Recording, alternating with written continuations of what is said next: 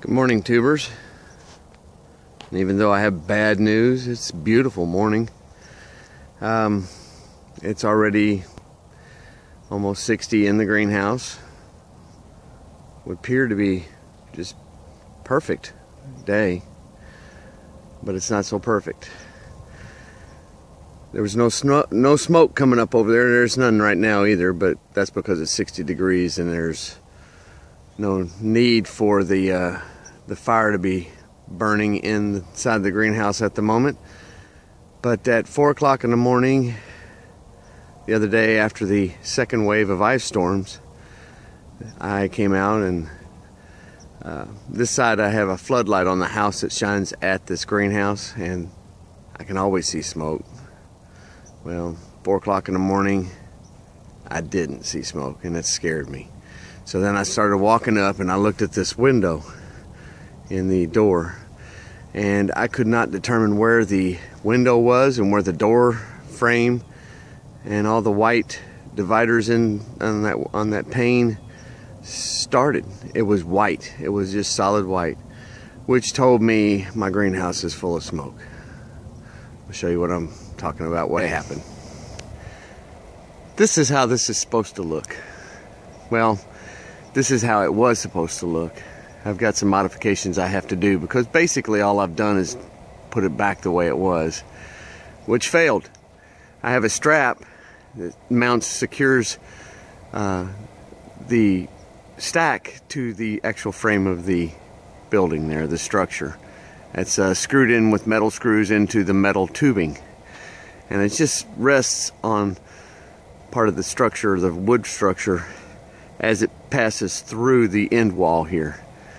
Well, what happened is, let me see if I can get a little better shot of this. Okay, what happened is there was a lot of ice buildup all over the top here. By the time it gets out here, it's cooling off. And this was actually, believe it or not, catching ice all over the top of that pan there. It was getting really heavy. It was really windy.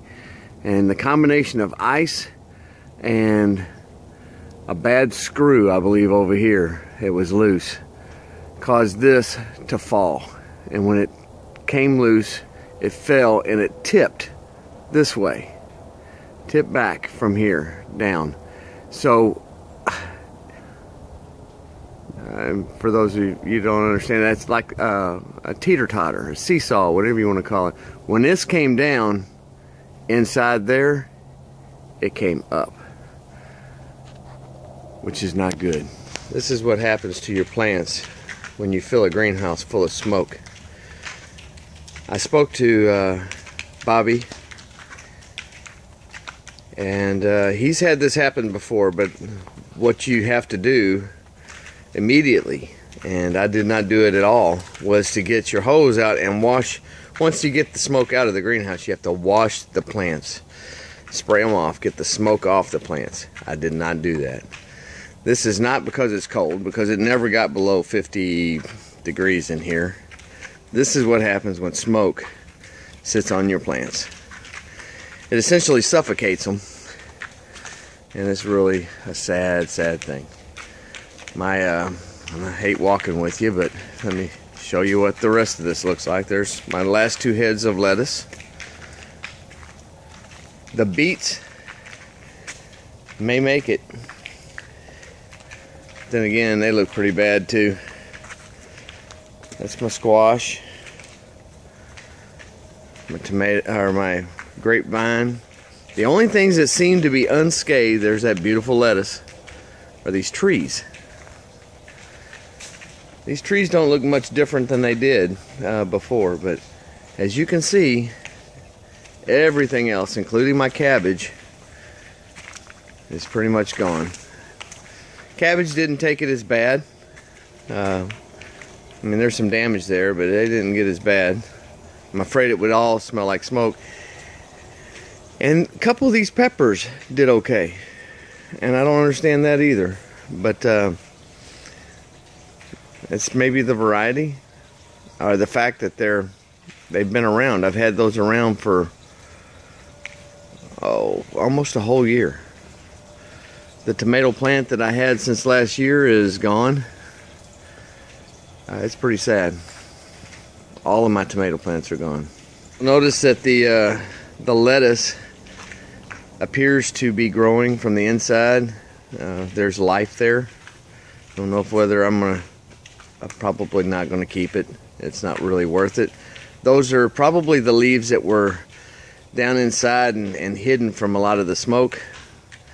And they were coming up anyway, so they're still trying to survive.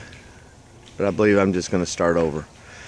Well, what happened in here is you'll see that I've got the other end of that teeter-totter comes all the way out, and when that went down, this came up, and this barrel was at probably, oh, I don't know, that one down there was probably running around 500 degrees, 500 plus, and this one up here is somewhere in the 300 to 400 degree range, and it's full of smoke. And when that came off, and it tore where I have it screwed in, when that tank came off, it just pumped smoke all in here.